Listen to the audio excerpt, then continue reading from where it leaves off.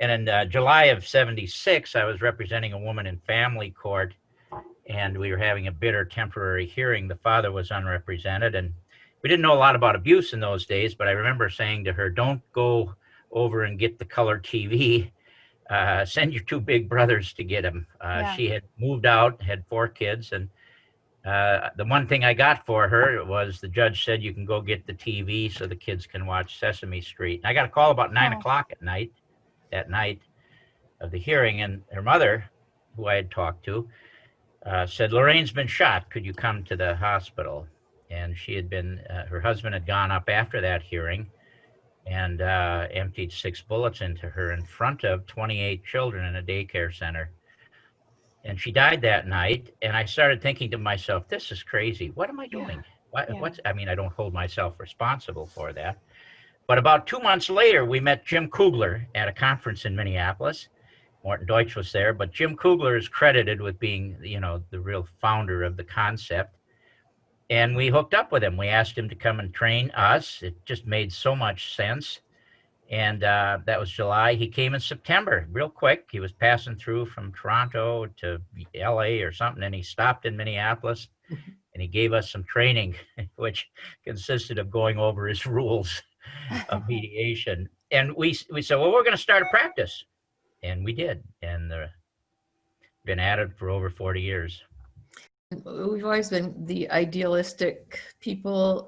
We met and campaigned for Gene McCarthy in '68, got married in '68, and then in '77 opened a practice because we thought it was the right thing to do. Well, and mediation is consistent with both of our worldviews. I was a conscientious objector, and I went to seminary in New York, which is part of Columbia University. I went to Union Seminary.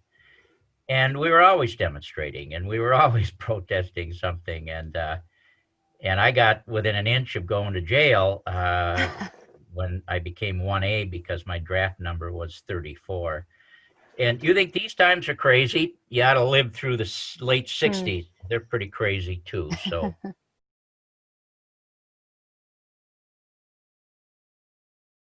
Yeah. The first training we did was in Fort Lauderdale, Florida. After I was down there on a fellowship, I had gotten a Bush fellowship to go. It allowed me to back out of the practice of law, and I went down there. And Jim had gone up to the White House Conference on the Family, and we were starting an experimental mediation project with the courts, the Broward County courts.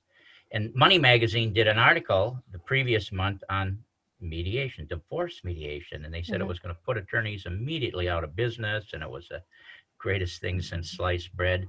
But we got all these calls from people around the country, so when Jim came back, we decided we were going to do a training. And the training originally was for 6 days, Monday through Saturday, but as it drew closer to the training about a week before, the hotel called and said they'd mixed up, they'd screwed up, and they said we couldn't have the rooms for Saturday, and we couldn't get to another hotel. So we reduced the number of hours from 48 to 40. That's great. I love that. And every state, even in Singapore, they're doing 40-hour trainings. Right. Everything is 40 hours. And you can say that it's because of the Mary Kay Cosmetics Convention in Fort Lauderdale, Florida in August of 1979. One of the things was I wasn't a lawyer when I started. And so I was sort of seen as, I was probably Steve's secretary or something. You know, it was as though you had to be a lawyer in order to be a mediator. And so I think I really felt like I had to prove myself, and I did. But I think in a lot of ways, the field has broadened beyond all expectations. Sure. It has grown, not just divorce mediation. And we don't only do divorce mediation, but I mean, it's worldwide. When we trained mediators in Singapore, they just loved it, and then they took off. I love it. Yeah, I mean, it's grown. Yeah. And for the most part, I think it has kept the values that we started with, such values as self-determination and really the client is the important person. Not The law. law is secondary.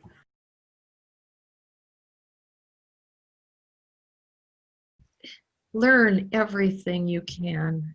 Good. Just learn, take a lot of trainings, read books. Apparently, Carl Jung once was teaching a group of people and said, learn everything you can, everything at all. You just learn it. And in the moment, do what you need to do. Yeah.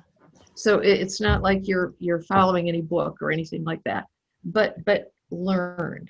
Good. And I would give that I think works the best for our new mediators is just sit at the feet. Well, you know, don't sit on the floor. Sit with the Right. mediator. And I've had law students over the years say that the best thing they did was to sit and watch all these mediations. And all of our new mediators have to spend 100 hours with us. And Good.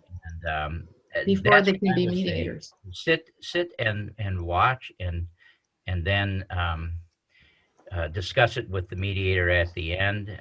You know, the physicians have always done this. They've always had internships, and you go on rounds and you learn from a senior physician. We need to do more of that. We do.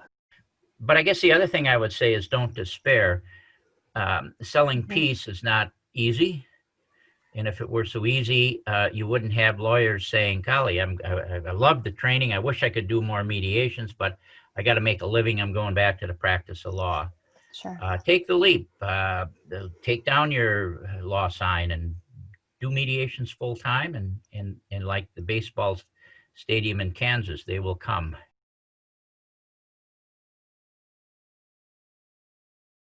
You know what? You gotta tell our viewers that you didn't spring that on us because but I've been thinking about it. I woke up in the middle of the night last night saying, no. how in the hell am I going to answer that one? But I think if we've been able to stay married for 52 years, we must have used some of those principles, although I can't go back and identify the best that has worked. Marilyn? I think for me, the challenging one is asking Steve to listen and then not realizing that he doesn't have his hearing aids in. But the other thing is, and it's something that we have to tell our clients also, and that is let go. If you're in some kind of a conflict, it's not going anywhere, let it go. Put it on the back burner for a while and see if it just oh, that's a hard one to do. Yep.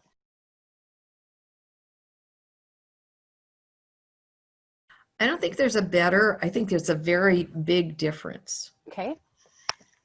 Because I think that Steve, because he still has in his mind the law, which unfortunately he can't ever get rid of, I think. I don't worry about the law. And I encourage people to do what they need to do to kind of follow what makes sense to them. And then we have the job of turning that into a court order and explaining it to the court. So I don't worry as much about the legal part of it at all. I also think that we differ in dealing with conflict. For me, dealing with conflict says, wow, there's something here we've got to work on, and I just kind of jump into it. Steve, I think you get more worried about it. Well, yeah, I was raised in a home with a lot of conflict, so I figured out ways to kind of shield myself from it. And I think with one of my first approaches, and it often works, is to just say, well, are you folks done with that now? We got to get back to figuring out the parenting plan, and we got to get back to doing these numbers. And